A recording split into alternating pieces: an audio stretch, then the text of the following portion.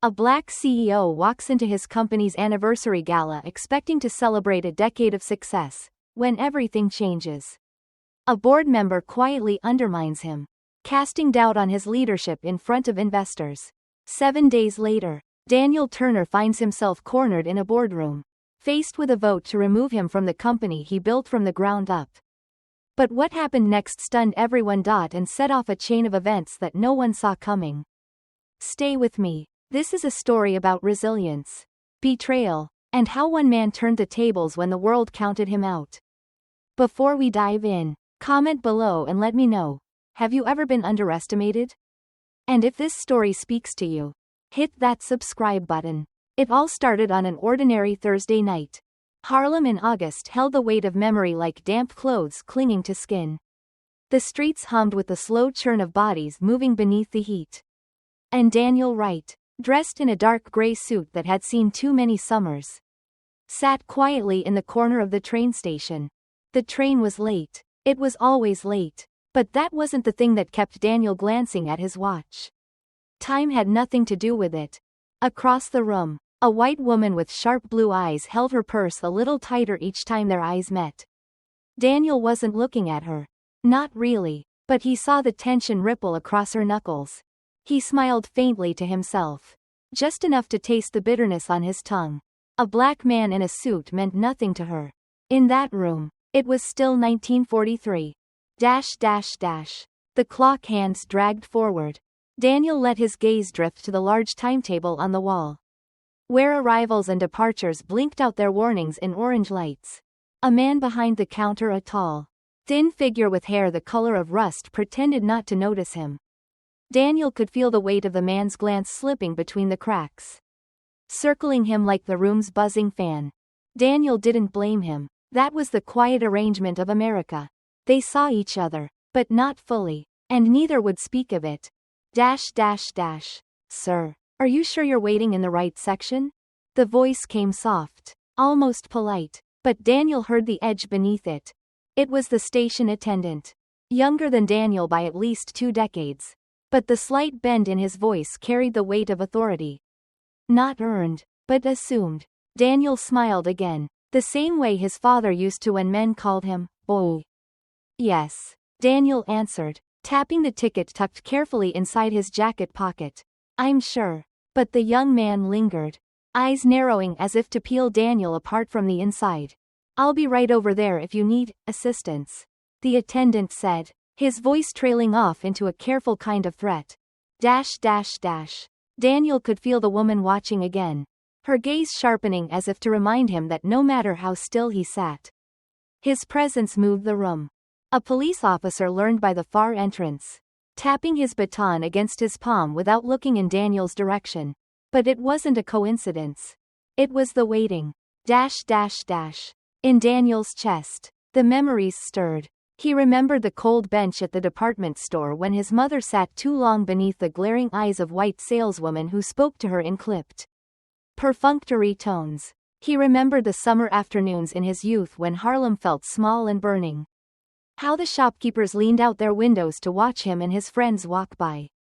He remembered the time his father bought a new hat, fine and expensive, and how the grocer laughed at him, not because of the hat, but because of the audacity to wear it. The train was late, but the waiting, Daniel realized, had been there long before today. When the announcement finally crackled over the intercom, the crowd rose as one, Daniel with them. He didn't look at the woman or the officer or the attendant, but he could feel them, lingering just behind him, measuring the space he occupied.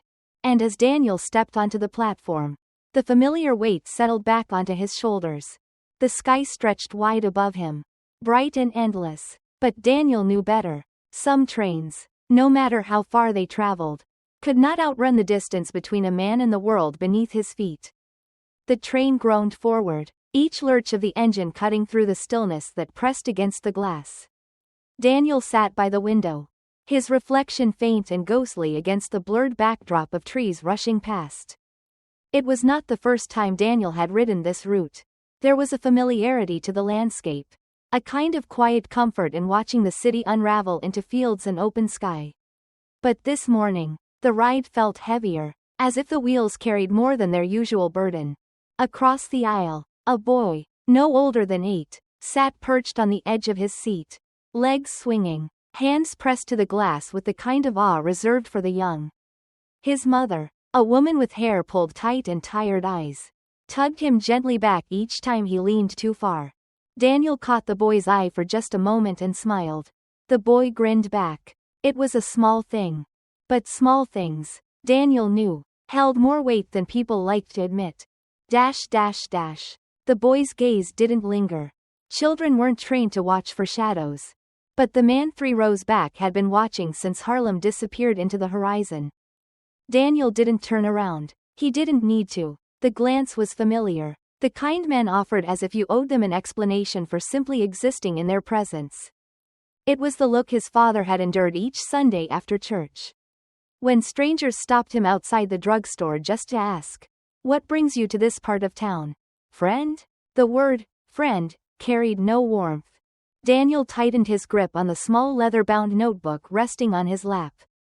It was old, filled with the soft curling script of his late father, words he could not yet bring himself to read. Not yet. Outside, the sky spread wide and blue. But Daniel's shoulders felt heavier.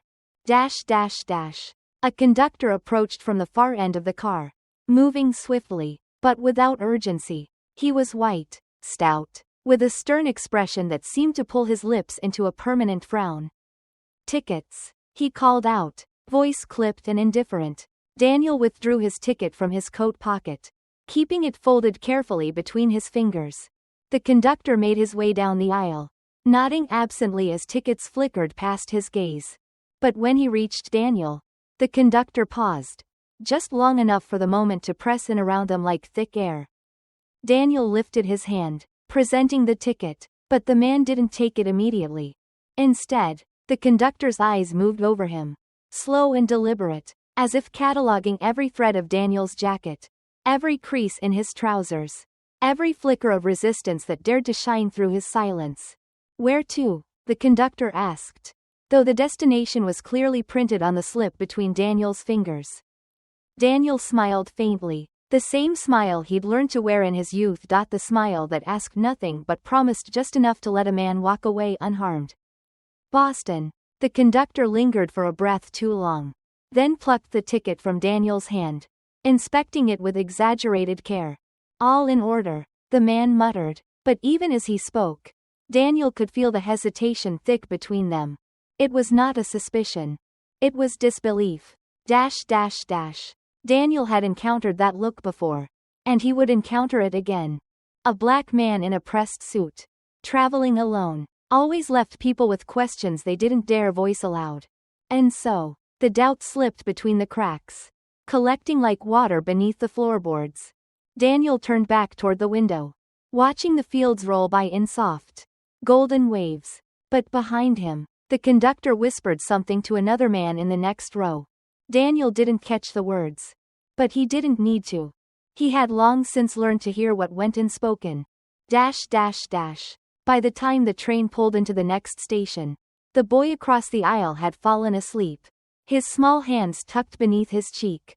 His mother met Daniel's gaze with a glance that held no weight. No fear, just exhaustion. She smiled politely, the way strangers do when the world allows them to pass by one another without complication.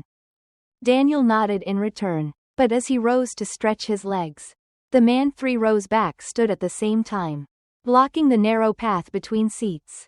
It was not an accident. "Excuse me," Daniel said softly, though the aisle was wide enough for 2.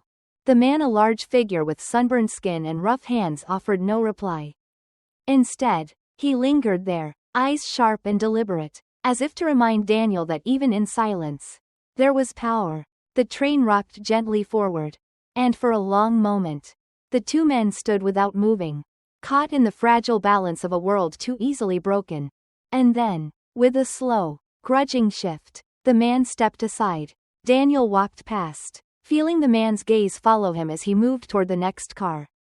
By the time he returned, the boy had woken, his face pressed once again to the glass, lost in the wonder of the world beyond the window.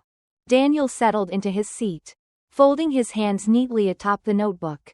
The conductor passed again, but this time, he said nothing. And yet, the weight of the morning hung over Daniel like thick air before a storm. It was always there, this quiet, relentless waiting. Waiting for the next glance. Waiting for the next word. Waiting for the sky above to feel as open as it appeared. Daniel's feet met the station platform with the kind of heaviness that followed a long journey. The weight not from the miles traveled, but from the silence he carried with him. Boston's air was thick with the promise of summer storms. The kind that sat just beyond the horizon, biding their time. The crowd pressed forward in waves, spilling into the station like a river over its banks. Daniel moved with them, his steps steady, deliberate, but even here, in the anonymity of strangers, he felt the eyes, not the curious glances of travelers, but something quieter, sharper, a kind of scrutiny that lived in the bones. He adjusted his tie as he walked, though there was no need. It was an old habit. His father had done the same after long days at the factory. The gesture more armor than adjustment. You dress like a man should. They'll still look at you like you don't belong, his father used to say, pressing down his collar in front of the cracked mirror by the front door. But at least they won't say it to your face. Daniel wasn't sure that was true anymore. A cab waited near the station entrance, engine humming faintly beneath the drumming footsteps of hurried commuters. Daniel slid into the back seat, closing the door with more force than he intended.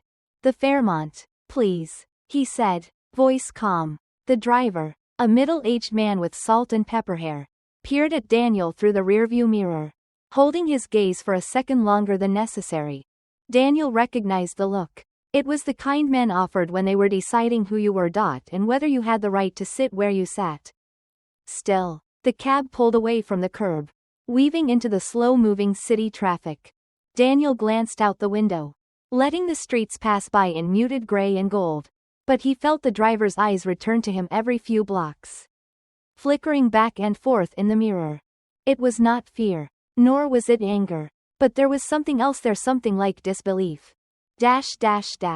When they reached the hotel, Daniel paid the fare, tipping generously as he always did. Appreciate it, the driver said, but there was no warmth in his tone. Daniel lingered on the sidewalk for a moment, watching the cab disappear into the tide of traffic. In his pocket, his phone buzzed a message from Maria confirming the afternoon's meeting. 2 p.m., Fairmont Conference Room. Daniel exhaled slowly. The deal was nearly done. A culmination of months of negotiations, late-night calls, and careful handshakes. Yet, he knew that what happened inside the conference room would not begin with numbers or contracts. It would begin the moment he walked through the door. And as much as Daniel had prepared, memorized every figure, rehearsed every answer, there were questions no amount of preparation could answer. Questions that would not be spoken aloud but would hang heavy in the room nonetheless. The Fairmont's lobby was quiet, its marble floors glinting beneath the chandelier's soft glow. Daniel crossed the space, nodding at the concierge, who offered a tight, polite smile but did not greet him. He caught sight of his reflection in the brass elevator doors. There was nothing out of place. His suit, pressed, his shoes, polished, and yet, he felt the weight of being seen. Daniel had learned long ago that certain doors did not open just because you were qualified. Some required more than credentials. They required proof. The elevator rose slowly, each floor passing with a soft chime. By the time Daniel reached the conference level, his hands were steady, but his breath was shallow. The corridor was empty, save for a woman arranging flowers in a tall vase near the far end. Daniel approached the conference room, placing his hand on the brass handle. But before he could enter, a voice called from behind him. "Excuse me, sir. This room is reserved for a private meeting." Daniel turned. The woman with the flowers had stopped mid-arrangement, watching him with the kind of tight-lipped caution he'd come to expect in places like this. Her gaze flickered from his face to the door, then to the small plaque that read Turner Tech Solutions, Private Meeting. Daniel smiled politely, shifting his briefcase into his left hand. "I believe I'm in the right place," he said, his voice soft but certain. The woman's brow furrowed. "Oh, of course," she said quickly, stepping aside, but the doubt lingered in her eyes, as if she were still trying to make sense of him.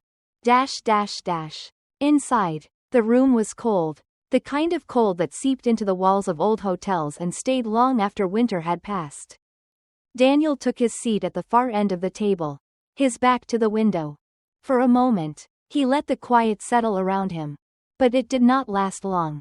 The door opened with a soft creak, and two men entered, both older, white, their suits the color of dark coffee. "Mr. Turner," the taller of the two said, though his tone held no certainty. Daniel rose to shake their hands, noting the subtle hesitation in their grip. They sat across from him, placing leather portfolios on the table. "Shall we begin?" Daniel asked. The shorter man glanced at his colleague before nodding. But Daniel could see it already. The thing they would not say. They were still deciding. Not about the deal, but about him. The meeting had begun, but the quiet war was already underway. The handshake was firm, practiced. The kind that had sealed deals for decades. And yet, Daniel felt the slightest hesitation.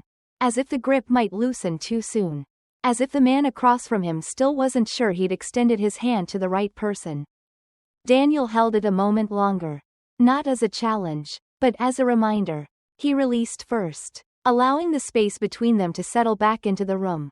"You've built quite a company, Mr. Turner," said Randall Price, the senior partner from Whitmore Capital. He adjusted his cufflink, a small but deliberate motion that suggested he was already preparing to move on. Daniel smiled, knowing the words were less compliment and more polite observation, like admiring a storm from behind glass. "Safe, distant, untouched. We're proud of what we've accomplished," Daniel replied, taking his seat once more, and excited about what's ahead. Price's colleague, Howard Ellison, leaned back in his chair, his eyes scanning the documents spread across the table. "Impressive numbers," Ellison added, though his tone felt rehearsed. "It's not every day we see this kind of growth from a..." He hesitated. Daniel let the silence hang between them. "From a startup?" Daniel finished, tilting his head slightly. Ellison nodded, shifting in his seat. "Exactly. A startup with such a unique market approach." Unique. The word rang like a slow bell. It was the polite cousin of strange. Ellison hadn't meant offense. That was the beauty of it. The gentle dissonance that lived in these rooms, carried on the breath of men who would never consider themselves prejudiced. Who spoke of diversity in board meetings and sent holiday donations to civil rights groups. And yet, the tremor was there, the ripple beneath their voices. The glance that lasted just a second too long. Daniel had learned not to flinch at these things. They were simply part of the landscape. "I like to think innovation thrives in the unexpected," Daniel said smoothly, clasping his hands on the table. "Our approach may be unique, but so are the results." Price smiled at that, tight-lipped but courteous. Still, Daniel could feel the tension coiling just beneath the surface. The meeting continued. There was talk of projections, expansion plans, investment strategies. Daniel spoke with the ease of a man who'd lived these figures, who'd built them from the ground up. But as he laid out the details, he saw how Price and Ellison watched him more than they watched the numbers. It wasn't his plan they were evaluating. It was his presence. The unspoken question sat between them. "How did you get here?" Because the truth, however carefully Price and Ellison might deny it, was that Daniel was not the kind of man they were accustomed to sitting across from. He was too young, too certain, and too black. The waiter arrived with coffee, interrupting the delicate balance of the room. "Would you like cream or sugar, sir?" the young man asked, standing by Daniel first. "Black is fine," Daniel replied without looking up from his papers. The waiter nodded but hesitated, glancing at Price and Ellison as if for confirmation. Daniel caught it. The flicker of uncertainty. The brief pause that said more than the waiter intended. It wasn't rude. It wasn't malice. It was reflex. As if some part of him still questioned why Daniel sat at this table, in this room, discussing this much money. "Black is fine," Daniel repeated, meeting the waiter's eyes this time. The young man flushed, apologized, and hurried off. Ellison cleared his throat, pretending not to notice. The meeting drifted into the final stages. Ellison, now more at ease, flipped through the contract, circling clauses with his pen. "We're close," he said, leaning toward Price. "Just a few more details to iron out." Price nodded but did not seem entirely convinced. Daniel watched the quiet exchange. Deals like this weren't made on numbers alone. They were made on trust. And trust, Daniel had learned, was not something granted easily to men like him. "There is one more thing," Price said, closing the folder with deliberate slowness. His eyes, cool and assessing, settled on Daniel. Daniel leaned forward slightly. "Yes?" Price folded his hands on the table, choosing his words carefully. "Your projections are solid, but some of our partners have raised questions about scaling. Concerns about whether Turner Tech can sustain this level of growth without outside guidance." Daniel smiled faintly. "By outside guidance, I assume you mean oversight?" Price chuckled softly, as if to soften the weight of the word. "It's not about control, Mr. Turner, just collaboration, ensuring that the right leadership is in place for the next phase." Daniel's grip tightened beneath the table, though his face betrayed nothing. He'd expected this. The unspoken suggestion that perhaps someone else should sit at the head of his table. He had seen it before. The quiet maneuvering. The gentle handshake that often masked the effort to steer Black success into safer, more familiar hands. Daniel's voice remained calm, but there was steel beneath it. "Mr. Price, I appreciate your concern, but Turner Tech's growth isn't accidental. I've built this company from the ground up, and I intend to lead it through every phase that follows." Ellison shifted uncomfortably. Price's smile did not waver. "It's just something to consider." "I already have," Daniel replied. "The answer is no." For the first time, Price hesitated, his smile slipping. Daniel met his gaze directly, holding it long enough for the message to settle. "I belong here. The meeting ended soon after. Price and Ellison shook Daniel's hand, their smiles polite but strained. As they left, Daniel remained at the table, his reflection visible in the polished surface. The deal was not yet complete, and he knew there would be more questions, more doubt, more hands reaching to steer his ship. But Daniel had no intention of letting go. Not today, not ever. The silence stretched between them, taut as a rope, as Daniel sat across from Randall Price in the dim corner of the Whitmore Capital boardroom. It wasn't an angry silence. No, this silence was softer, the kind that almost invited you to sit in it, to let it wrap around you like fog, the kind that whispered without words, "I don't need to say it. You already know." Price folded his hands on the table, his gold watch catching the faint glow of the recessed lighting. The meeting had ended 20 minutes ago, but neither of them had moved. Daniel could feel the weight of what had not been said pressing against his chest. He'd felt it before. In boardrooms just like this one. In restaurants where the bill always came to him first. As though he were the only one who might need to prove he belonged. In the polite but probing questions about how long Turner Tech had been in business. The faint surprise when the answer outstretched their assumptions. But this was different. Today wasn't about microaggressions or the small, sharp pricks of condescension. This was about ownership. You're a sharp man, Daniel. Price finally broke the silence. His voice smooth, practiced. But sharp isn't always enough. Daniel let the words settle between them. He knew what Price meant, even if the man hadn't the courage to say it outright. Sharp could get you in the room. Sharp could earn you a seat at the table. But sharpness alone wouldn't keep you there. Not if the room didn't want you. Daniel leaned back slightly, letting his fingertips rest against the arm of the chair. "Mr. Price," he said evenly, "I'm not interested in being sharp. I'm interested in being successful." Price smiled thinly, the kind of smile that suggested he was already one step ahead. "And that," Price replied, tapping his pen lightly against the folder between them, "is exactly why we're suggesting a partnership. A strong team to help guide the company through this next stage." The polite word again, guide. Daniel felt his chest tighten, though his face remained composed. And by guide, you mean leadership changes. Advisors. Price corrected gently. Daniel met his gaze head on. Advisors you choose. Price offered a slow nod. As if Daniel were finally catching on. Daniel exhaled through his nose, feeling the familiar current of frustration rise beneath his collar. This wasn't about guidance. This was about dilution. They wanted a piece of him. Not the company. Not the product. But him. His name. His face. His carefully polished success. Like some gilded mask to parade before investors while others pulled the strings from behind. Price thought Daniel should be grateful. And that, more than anything else, made Daniel want to laugh. Mr. Price, Daniel said, his voice low but certain. Turner Tech didn't get this far by handing over the reins when the road got steep. I built this company without guidance. I'll lead it the same way. Price's smile faded. It was a small shift. Barely noticeable. But Daniel caught it. The moment the pleasantries stopped being pleasantries and became something harder. Something real. I understand, Mr. Turner, Price said, his tone cool now. But let me give you some advice. The kind you don't read in Forbes. Daniel raised an eyebrow but said nothing. There are two kinds of leaders in this business. Price continued, adjusting his cufflink with slow precision. The ones who build ships strong enough to weather the storm. And the ones who go down with them.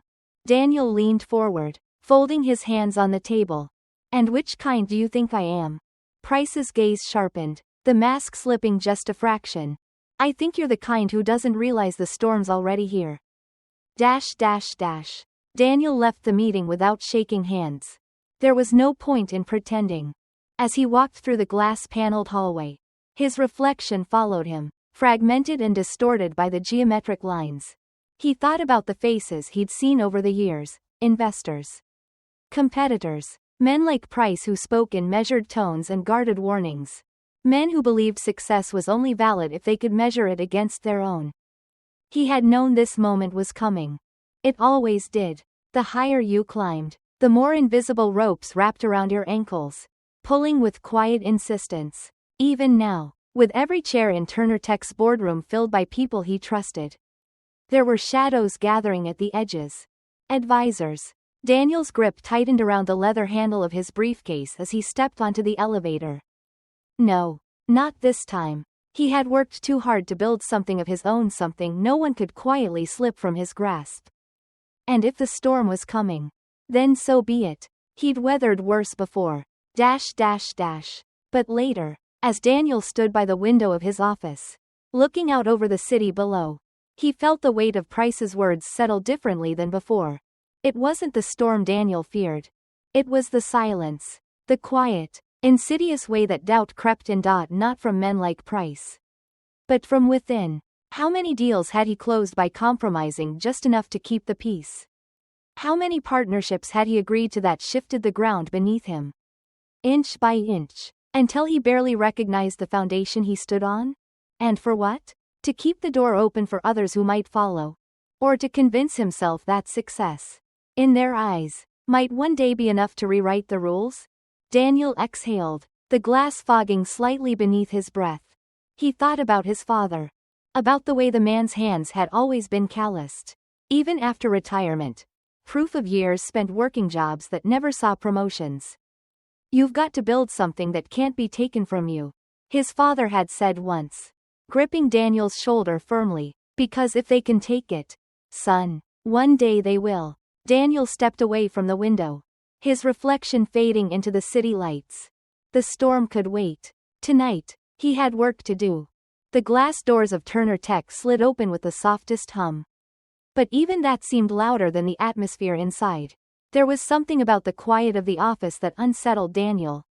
It was too perfect. Too still. He could feel the eyes on him the moment he stepped inside. Not the kind of eyes that are admired or respected. These were the eyes of uncertainty. The receptionist, young, white, bright-eyed, smiled with the forced cheer of someone instructed to.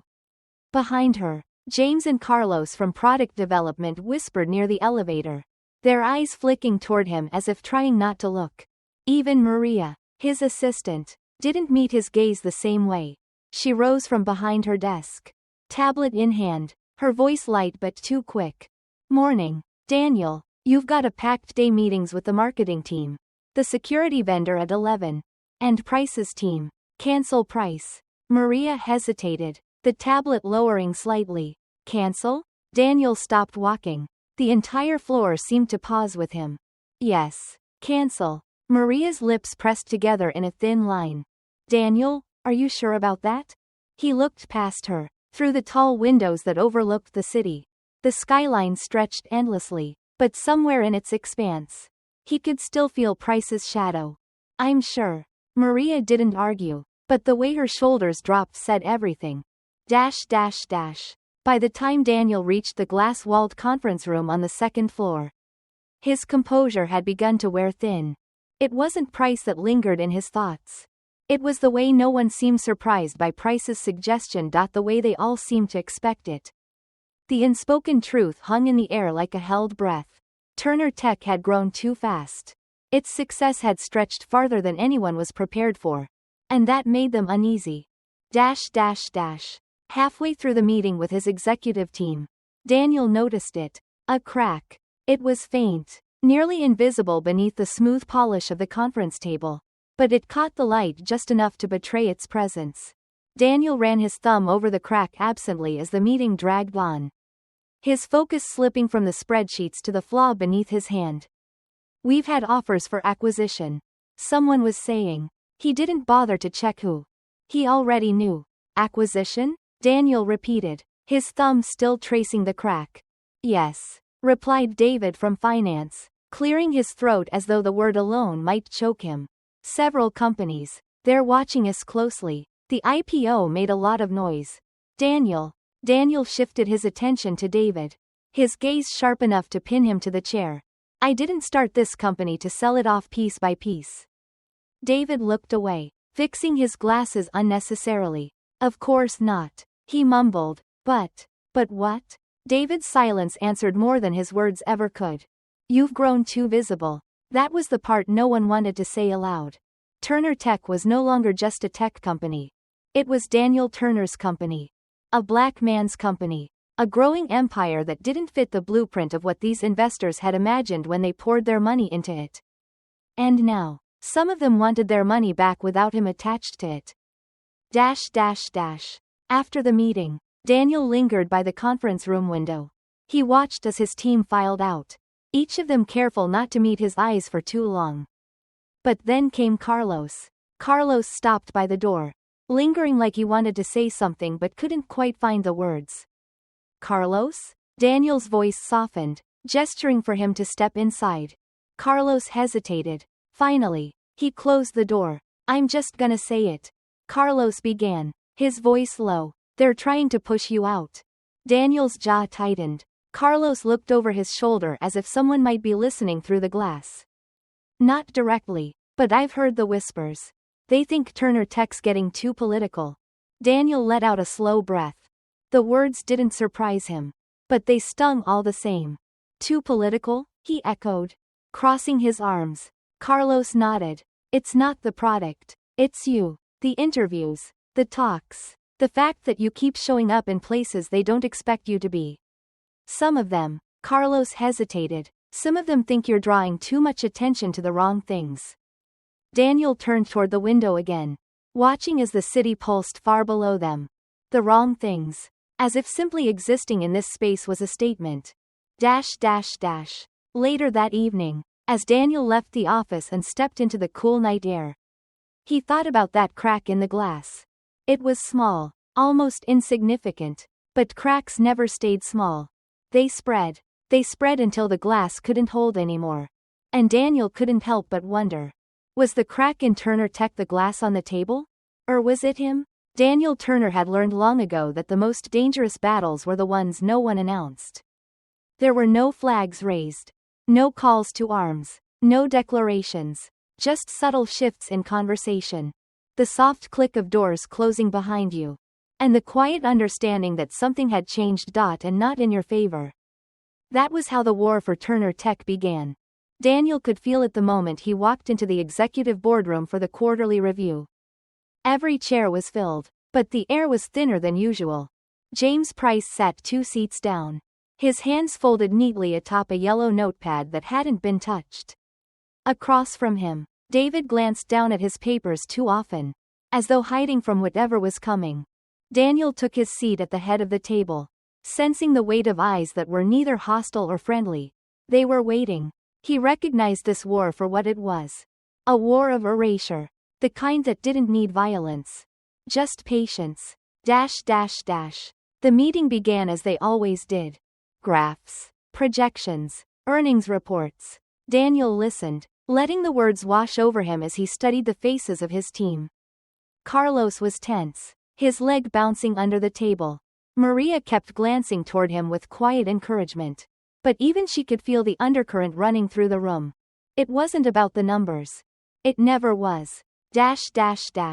Halfway through the presentation, David cleared his throat. And, as we evaluate the trajectory of Turner Tech's future, he began, carefully weighing each word. There have been conversations regarding new leadership structures, expanding the executive team, possibly bringing in external guidance to help. Daniel's hand rose slightly, stopping him mid-sentence. His voice was calm, but it cut through the room like a blade. New leadership? David shifted in his seat. It's not about replacing anyone, Daniel, just complementing the existing structure. Bringing in experience from larger firms to ease the pressure. Daniel leaned forward. Ease the pressure on who? Silence stretched. On the far end of the table, Price's eyes lifted from his notepad for the first time. He smiled faintly but said nothing. Daniel didn't need him to speak. His fingerprints were already on this. Turner Tech doesn't need external guidance. Daniel continued, his gaze steady. We built this company from the ground up. Yes, Daniel, David interjected, more forcefully than before. And that's exactly why we're in this position now.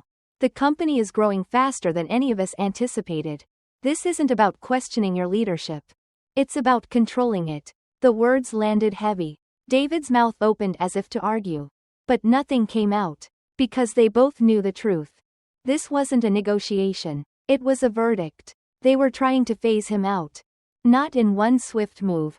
That would have made headlines. No, this would happen in pieces. First, a co-CEO.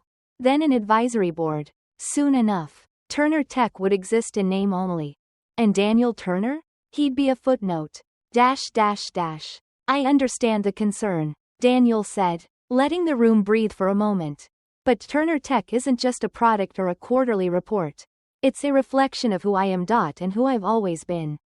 His eyes swept across the table. I wasn't handed this company. I wasn't born into it. I built it. Every room I walked into. I carried the weight of proving why I deserved to be there. And now that we've made it. Now that the company is thriving, you're suggesting I step aside? His voice lowered. Why is that, David? David shifted again but held his ground. You know why, Daniel. And he did. They all did. The meeting ended without a resolution. But Daniel knew what was coming. The quiet war was no longer quiet. By the time he left the boardroom, the pieces were already moving against him. Emails he wouldn't be copied on. Calls that didn't require his presence. Decisions that would, in time, make his role obsolete. But Daniel had fought this war before. He understood what it meant to be erased. And he understood how to write himself back in. He stepped into his office, closed the door, and exhaled. This wasn't over. It was just beginning. By the time Daniel Turner arrived at the gala, the war had already been decided. Not with loud announcements or public firings, but with whispers, with carefully worded emails and impersonal memos that spoke of structural changes and new leadership visions. He hadn't lost the company. No. Not yet. But he could feel it slipping from his hands. Piece by piece. The gala was Turner Tech's 10-year anniversary. A celebration. A monument to his success. And yet, as Daniel stood beneath the crystal chandeliers of the ballroom, he felt more like a guest than the founder. Maria was the first to approach him. Her eyes soft with an unspoken apology. Daniel, she said, handing him a glass of champagne he hadn't asked for. David's been making rounds with the investors. Price is here too. Of course he is, Daniel replied, scanning the room. James Price stood near the far end of the hall, talking in low tones with three men Daniel didn't recognize. They were laughing, but not in the way men laugh at jokes. It was the laughter of certainty. Daniel sipped the champagne, letting it sit on his tongue before swallowing. For years, Daniel had told himself that success could shield him. That as long as he stayed focused, worked harder than everyone else, he could outrun the inevitable. But the room around him was a reminder. It didn't matter how high you climbed. Some people would still wait for the first moment to pull you back down. He saw it in the way Price barely acknowledged him when their eyes met. He saw it in the absence of his name on certain presentations. And he felt it most of all in the careful, measured smiles of men who once marveled at his achievements. Daniel, Price's voice cut through the noise as he approached. Didn't expect to see you tonight. Daniel turned to him, meeting his gaze without flinching. It's my company, Daniel replied. Why wouldn't I be here? Price smiled, but it was thin. It's not personal, Price said, tilting his glass toward the crowd. You know how it is. Turner Tech's grown too big for one man to carry. You should be proud of that. Daniel's jaw tightened. I'm not carrying it alone. I built a team, but don't mistake this for something it's not. James, this isn't about growth. It's about comfort. You're trying to make the company more palatable. Price's smile didn't fade. You're reading too much into it. No, Daniel said quietly. I'm not. For the rest of the evening, Daniel drifted through the crowd. Handshakes, polite nods. It was the performance expected of him. But behind each smile, he was calculating. By the end of the night, Daniel had made his decision. He wouldn't let them erase him quietly. The next morning, Daniel called Maria into his office. Pull the financials, he said, sitting at his desk. The full breakdown. I want to know where every dollar is. She hesitated. Daniel, what are you planning? He met her eyes. I'm buying out the board. Her eyes widened. That'll cost everything. You know that, right? Daniel nodded. I know, but if I let this continue, I'll lose more than the company. I'll lose who I am. The buyout wasn't easy. Price fought him at every turn. Investors called him reckless. But Daniel didn't flinch. He sold off assets, liquidated shares he had spent years accumulating. By the end of the month, he held the majority stake. Turner Tech belonged to him. Price resigned quietly. David left a week later. Daniel never asked for their reasons. He already knew them. At the next board meeting, Daniel stood at the head of the table once more. The war was over. But he understood something now, something he wished he hadn't needed to learn. There was always a cost for standing your ground. But there was a greater cost for staying quiet. And Daniel Turner had decided long ago. He'd rather pay the price for speaking than live with the weight of silence.